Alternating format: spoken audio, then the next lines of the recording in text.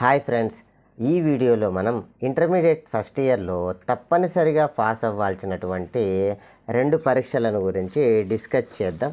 అవి ఏంటి అని అంటే ఎథిక్స్ అండ్ హ్యూమన్ వాల్యూస్ మరియు ఎన్విరాన్మెంటల్ ఎడ్యుకేషన్. ఇక్కడ దీనికి సంబంధించిన పూర్తి సమాచారం తెలుసుకునే ముందు మనము ఒకసారి జీవో కాపీ, ఈ పరీక్షలకు సంబంధించిన జీవో కాపీని ఒకసారి పరిశీలన చేద్దాం. మొదటగా ఎథిక్స్ అండ్ హ్యూమన్ వాల్యూస్ను పరిశీలన చేద్దాం. ఈ ఎథిక్స్ అండ్ హ్యూమన్ వాల్యూ అనేది ఇంటర్మీడియట్లో తప్పనిసరిగా పాస్ అవ్వాలన్నమాట. ఇంతకుముందు ఎవరైనా ఫెయిల్ అయినప్పటికీ కూడా, ఎవరైతే ఫెయిల్ అయ్యారో వాళ్ళకి ఇంటర్మీడియట్లో 1000కి 1000 మార్కులు వచ్చినప్పటికీ పాస్ అని రాదు, ఫెయిల్ అని వస్తుంది. కాబట్టి వాళ్ళందరూ కూడా ఈ పరీక్ష రాయవలసి ఉంటుందన్నమాట. చూడండి, ఇక్కడ అదే విషయాన్ని issued not be issued as pass certificate, పాస్గా గుర్తించబడరు అనమాట. కాబట్టి ఈ పరీక్ష యొక్క ప్రాధాన్యత మనం గుర్తించవచ్చు. ఈ పరీక్షే కాకుండా ఎన్విరాన్మెంటల్ ఎడ్యుకేషన్కి కూడా ఇక్కడ ఏవైతే మనం ఇన్స్ట్రక్షన్ చూపుతున్నామో ఇవి 2 పరీక్షలకు సంబంధించినవిగా గుర్తించాలన్నమాట. ఎవరైతే ఫస్ట్ ఇయర్లోనే ఇప్పుడు 2023-24 విద్యా సంవత్సరంలో రాస్తున్నారో వాళ్ళు ఈ ఫస్ట్ ఇయర్కి సంబంధించిన హాల్ టికెట్తో రాస్తారు. ఒకవేళ ఎవరైనా ఫస్ట్ ఇయర్లో రాయలే లేదా ఫెయిల్ అయినారు, వాళ్ళు సెకండ్ ఇయర్లో ఉన్నారు ప్రజెంట్, వాళ్ళు సెకండ్ ఇయర్ హాల్ టికెట్తో రాస్తారు. వాళ్ళది ఏ సంవత్సరంతో అయిపోయిందో, గతంలో ఎప్పుడన్నా సరే ఈ పరీక్ష పాస్ కాలే అంటే వాళ్ళ సెకండ్ ఇయర్ హాల్ టికెట్ నెంబర్తో పరీక్ష రాస్తారు. మరి ఈ పరీక్ష ఎప్పుడు జరుగుతుంది అని అంటే ఎథిక్స్ అండ్ హ్యూమన్ వాల్యూస్కి సంబంధించినటువంటి పరీక్ష ఫిబ్రవరి 2వ తేదీన ఉదయం 10 నుంచి 1 గంట వరకు జరుగుతుంది. అదేవిధంగా ఎన్విరాన్మెంటల్ ఎడ్యుకేషన్కి సంబంధించినటువంటి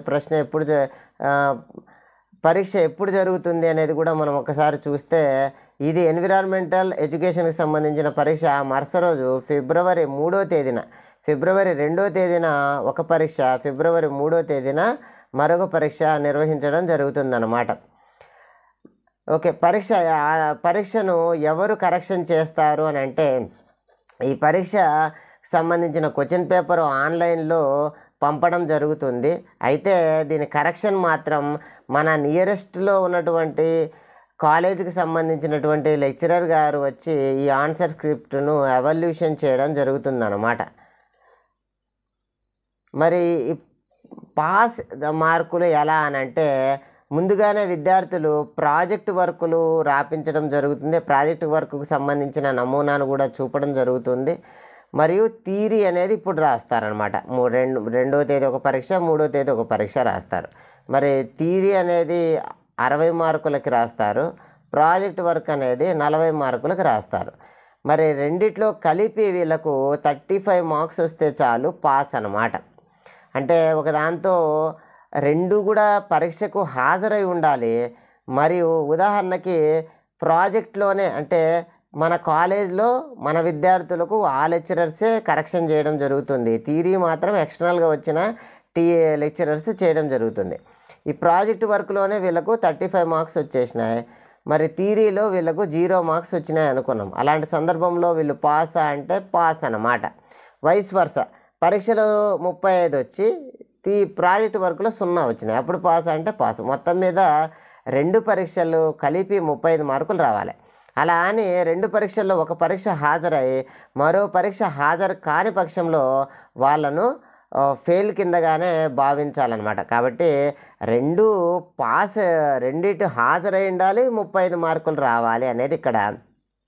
ఆ తర్వాత ఎగ్జామినర్ గారు మన కరెక్షన్ చేసిన తర్వాత మనం జ్ఞానభూమి పోర్టల్లో ఆన్లైన్ చేయవలసి ఉంటుంది. ఈ ఆన్లైన్ ఎప్పటిలోగా చేయాలి అంటే ఈ పరీక్షది 4వ తేదీ కల్లా మనము ఆన్లైన్ చేసేయాలన్నమాట. ఆన్లైన్ చేసి ఆన్లైన్ సబ్మిట్ చేసినట్టు ఒక రిసిప్ట్ తీసుకొని ఆ రిసిప్టును కూడా ఈ పరీక్ష కాగితాల బండిల్తో కలిపి మనము పంపవలసిన అవసరం ఉంటుంది. కాబట్టి ఎలాంటి తాత్సారం లేకుండా ప్రాజెక్టు వర్క్కి సంబంధించి కాలేజ్లోనే ఇన్విజిలేషన్ వెంటనే రాపిచ్చేసి 2 ప్రాజెక్టులు, ఒకటి గ్రూపు, ఒకటి ఇండివిజువల్, దానికి సంబంధించింది కూడా మనం మాట్లాడుకున్నాం. ఇక్కడ రాపిచ్చేసి వెంటనే కరెక్షన్ చేసేసుకోవాలి. థియరీ అనేది ఎక్స్టర్నల్ ఎగ్జామినర్ వచ్చి వాళ్ళు కరెక్షన్ చేస్తారు. రెండింటిని వెంటనే మనకి ఈ పరీక్ష ఎప్పుడు జరుగుతుందంటే 2వ తేదీ జరుగుతుంది. 4వ తేదీ కల్లా మనము పంపించేయాలి. తర్వాత ఇంకొక పరీక్ష అది 3వ తేదీ జరుగుతుంది. అది 5వ తేదీ కల్లా మనము పంపించేయాలన్నమాట. ఇలా పంపించాలి అని అంటే ఆన్లైన్ సర్టిఫికెట్ను కూడా మనము ఉంచాలి. ఆర్ఐఓ ఆఫీసుకు పంపించే సమక్షంలో ప్రిన్సిపాల్ గారు ఈ జాగ్రత్తలు తీసుకుంటారు. ఆబ్సెంట్ స్టేట్మెంటు మరియు ఇక్కడ ఏదైతే ఆన్లైన్ చేసినామో ఆన్లైన్ యొక్క ప్రింట్ రిసిప్ట్తో కలుపుకొని ఈ విద్యార్థులకు సంబంధించినటువంటి ఆన్సర్ స్క్రిప్ట్లు ఎక్స్టర్నల్ వచ్చి కరెక్షన్ చేసినారు కదా, ఆ ఆన్సర్ స్క్రిప్ట్లను ఇక్కడ కలర్ కోడింగ్ అనేది కూడా ఇవ్వడం జరిగింది. ఈ ఎథిక్స్ అండ్ హ్యూమన్ వాల్యూస్కు సంబంధించినటువంటి బండిల్స్, ఆ పేపర్ల పిల్లల బండిల్స్ అన్నీ కూడా లైట్ బ్లూ కలర్ కవర్లో మనం పెట్టి పంపాలన్నమాట. ఒకవేళ వొకేషనల్ విద్యార్థులు గాన మన బళ్ళల్లో ఉండి మన కాలేజీలో ఉండి వాళ్ళు ఈ పరీక్ష గాన రాస్తే వాళ్ళు బ్రౌన్ కలర్ పరీక్ష కాగితాలన్నీ దాని మీద మనము గుడ్డతో కుట్టుతామన్నమాట. ఆ గుడ్డ యొక్క రంగు గురించి మాట్లాడుతున్నాం, బ్రౌన్ కలర్లో ఉండాలి. అదే ఈ పరీక్ష ఎన్విరాన్మెంటల్ ఎడ్యుకేషన్కి సంబంధించినటువంటి పరీక్ష అయితే అది ఏ కలర్లో ఉండాలి అంటే జనరల్ విద్యార్థులకు గ్రీన్ కలర్, లైట్ గ్రీన్ కలర్లో ఉండాలి. అదే వొకేషనల్ విద్యార్థులు అనుకుంటే లైట్ ఎల్లో కలర్లో ఉండి దాని మీద మనము వివరాలు ఏ కాలేజీకి సంబంధించినవి ఏంటి అనేటి మార్కర్తో, థిక్ మార్కర్తో రాయవలసి ఉంటుందన్నమాట. ఎవరైనా విద్యార్థులు గతంలో ఈ పరీక్షలు రాయక మిస్ అయినారు వాళ్ళను వాళ్ళ ఫాదర్ నేము అవి చూసేసి వాళ్ళను కూడా అలో చేయాలన్నమాట. ఇది ఓవరాల్గా. ఇక నమూనాగా మనము గమనిస్తే ఎథిక్స్ అండ్ హ్యూమన్ వాల్యూస్కు సంబంధించిన స్టడీ మెటీరియల్ని ఒక్కసారి మనం పరిశీలన చేద్దాం.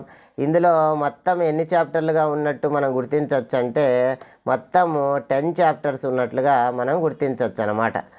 మరి ఈ ఎథిక్స్ అండ్ హ్యూమన్ వాల్యూస్కు సంబంధించినటువంటి పరీక్షా విధానం ఎలా ఉంటుంది అని అంటే 4 ప్రశ్నలు మనం రాయాలి. ఒక్కొక్క దానికి 15 మార్కులు, 60 మార్కులకు మొత్తం పరీక్ష. ఇదే థియరీ పరీక్ష. తర్వాత వీళ్ళకు ప్రాజెక్టులు రాపించవలసి ఉంటుంది. ఆ ప్రాజెక్టు బుక్కులు యొక్క నమూనా కూడా ఇక్కడ చూపడం జరుగుతుంది. ఇలా ప్రాజెక్ట్స్ బుక్కులు ఉంటాయి. ఈ ప్రాజెక్టు బుక్ నమూనా కూడా ఇక్కడ మీరు పరిశీలన చేయండి. ఈ ప్రాజెక్టు బుక్కుల్లో 2 ప్రాజెక్టులు విద్యార్థులు రాయవలసి ఉంటుంది. ఒకటి ఇండివిజువల్, ఒకటి గ్రూపు. ఇండివిజువల్కి 20 మార్క్స్, గ్రూపుకి కూడా 20 మార్క్స్ అన్నమాట. మరి ఏ దానికి ఎన్ని మార్కులు వస్తాయంటే సెక్షన్ ఏకి 1, 3, 10 చాప్టర్స్ నుంచి వస్తాయి. సెక్షన్ బికి 2, 4, 9 చాప్టర్స్ నుంచి, section C 5, 7, section D 6, 8 chapters నుంచి రావడం జరుగుతుంది. చాప్టర్ల పేర్లు ఇక్కడ మీకు కనిపిస్తున్నాయి అన్నమాట.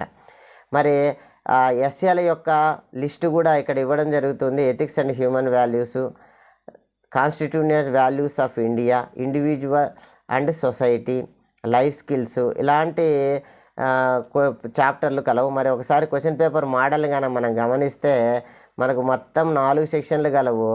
1వ సెక్షన్ అనేది మనకు ఇక్కడ ఏవైనా సరే సెక్షన్ ఏ నుంచి ఒక ప్రశ్నని, మరియు సెక్షన్ బి నుంచి ఒక ప్రశ్నని, సెక్షన్ సి నుంచి ఒక ప్రశ్న, సెక్షన్ డి నుంచి ఒక ప్రశ్న, ఇలా మొత్తం మీద 4 ప్రశ్నలు మనం రాయాలి. ఇక్కడ ఒక్కొక్క సెక్షన్లో 3 ప్రశ్నలు ఇవ్వడం జరిగింది. 3లోంచి ఒకటి ఎంపిక చేసుకొని రాయాలన్నమాట. మరి ప్రాజెక్ట్ బుక్ యొక్క నమూనా ఎలా ఉంటుంది అని అంటే ప్రాజెక్ట్ బుక్కులో ప్రాజెక్ట్ వరకు ఈ విధంగా మనం రాయవలసి ఉంటుంది. దానికి సంబంధించిన సర్టిఫికెట్ పై వైపున ఈ విధంగా ఉంటాయి. మనము డిక్లరేషన్లు, ఇండెక్స్లో 1వది వచ్చి ఇండివిజువల్ వర్క్ అని రాస్తాం, ఏ పేజీ నుంచి ఏ పేజీ వరకు ఉండేది రాస్తాం. 2వది గ్రూప్ వర్క్ అని రాస్తాం, ఏ పేజీ నుంచి ఏ పేజీ వరకు రాస్తాం అన్నమాట పుస్తకంలో. ఇండివిజువల్ ప్రాజెక్టులకు సంబంధించి ఒకటి నమూనా ఇక్కడ చూపడం జరుగుతుంది. Have a talk with a person who is more than 60 years old, ask him or her to describe how life was in there youth and changes over the decade. ఇలాంటి ఇండివిజువల్ ప్రాజెక్ట్, ఒక 60 ఏళ్ళ వ్యక్తిని మీ జీవిత కాలంలో ఎలాంటి మార్పులు గమనించినాం అనే దానికి సంబంధించినటువంటిది. అదేవిధంగా మరొక ప్రాజెక్టు ఇలా ఇండివిజువల్గా కానీ గ్రూప్గా కానీ, ఒకటి గ్రూప్ ప్రాజెక్టుగా మరియు ఒకటి ఇండివిజువల్ ప్రాజెక్టుగా. ఇలా గ్రూప్ ప్రాజెక్ట్ అయితే గ్రూప్ మెంబర్ల యొక్క పేరును కూడా మనము నమోదు చేయాలా. ఇక్కడ గ్రూప్ ప్రాజెక్టుకి సంబంధించి visit any place in the town or village district అనమాట గ్రూప్ మెంబర్స్ పేర్లు. ఇలా 10 మంది విద్యార్థులకు కలిపి గరిష్టంగా ఒక గ్రూప్ ప్రాజెక్ట్ని కేటాయించవచ్చు. ఇవన్నీ కూడా గ్రూప్ ప్రాజెక్టుకు సంబంధించినటువంటి నమూనాలు. ఇది ఎథిక్స్ అండ్ హ్యూమన్ వాల్యూస్కి సంబంధించి. ఇక ఎన్విరాన్మెంటల్కి సంబంధించినటువంటి ఎడ్యుకేషన్కి సంబంధించినటువంటి మెటీరియల్ను కూడా మనం ఒక్కసారి పరిశీలన చేద్దాం. ఇందులో 9 చాప్టర్లు కలవు. 4 యూనిట్లుగా దీన్ని డివిజన్ చేయడం జరిగింది. ఇక్కడ కూడా 4 ప్రశ్నల్ని మనం రాయవలసి ఉంటుంది. 60 మార్కులు, ఒక్కొక్క దానికి 15 మార్కులు అంతర్గత ఎంపిక అనేది ఉంటుంది. మరియు ప్రాజెక్ట్ వర్కులు ఒకటి ఇండివిజువల్, ఒకటి గ్రూప్గా రాయవలసి ఉంటుంది. ఒక్కొక్క దానికి 20 మార్కులు చొప్పున 40 మార్కులు. మరి దీని యొక్క నమూనాను ఒకసారి పరిశీలన చేస్తే ఎస్ఎస్సి యొక్క list and over view, human and environment, agriculture and industries, ఇలా చాప్టర్ల పేర్లు గలవు. ఈ యొక్క లింకును కింద డిస్క్రిప్షన్లో కూడా ఇవ్వడం జరుగుతుంది. ఒకసారి పరిశీలన చేయండి. తర్వాత మోడల్ క్వశ్చన్ పేపర్ను ఒకసారి గమనిస్తే ఇక్కడ గమనించండి. ఈ విధంగా మనకు ముందు పరీక్షలో 3 ఒకటైతే ఇక్కడ ప్రతి 2 ఒకటి రాయవలసి ఉంటుంది. 300 పదాలకు తగ్గకుండా మనము రాయవలసిన అవసరం ఉంది. మరి దీనికి సంబంధించినటువంటి ప్రాజెక్ట్ వర్క్ యొక్క నమూనా ఇక్కడ మీకు గమనిస్తుంది. సర్టిఫికెటు మరియు దీనికి సంబంధించింది. ఏదేమైనా మనకు ఇంటర్మీడియట్లో 1000కు 1000 వచ్చినా కానీ ఈ పరీక్షలు పాస్ కాకుంటే కింద దిక్కు పాస్ అనే రిజల్ట్ రాదనమాట. మోడల్ ఎన్విరాన్మెంట్ ప్రాజెక్టును ఒక్కసారి పరిశీలన చేయండి. ఈ క్రమంలో మనము రికార్డులో ఒకటి ఇండివిజువల్, ఒకటి గ్రూప్గా రాసి ఈ కార్యక్రమాన్ని సక్రమంగా నిర్వహించవలసిన అవసరం ఎంతైనా ఉంది. దీనికి సంబంధించిన మరింత సమాచారం ఏమైనా ఉంటే అది కింద కామెంట్లో మొదటి కామెంట్గా పిన్ చేయడం జరుగుతుంది. పరిశీలించగలరు. వీడియో చూసినందుకు ధన్యవాదాలు. మరిన్ని మంచి వీడియోల కోసం మన ఛానల్ని సబ్స్క్రైబ్ కాగలరు. Thank you one and all.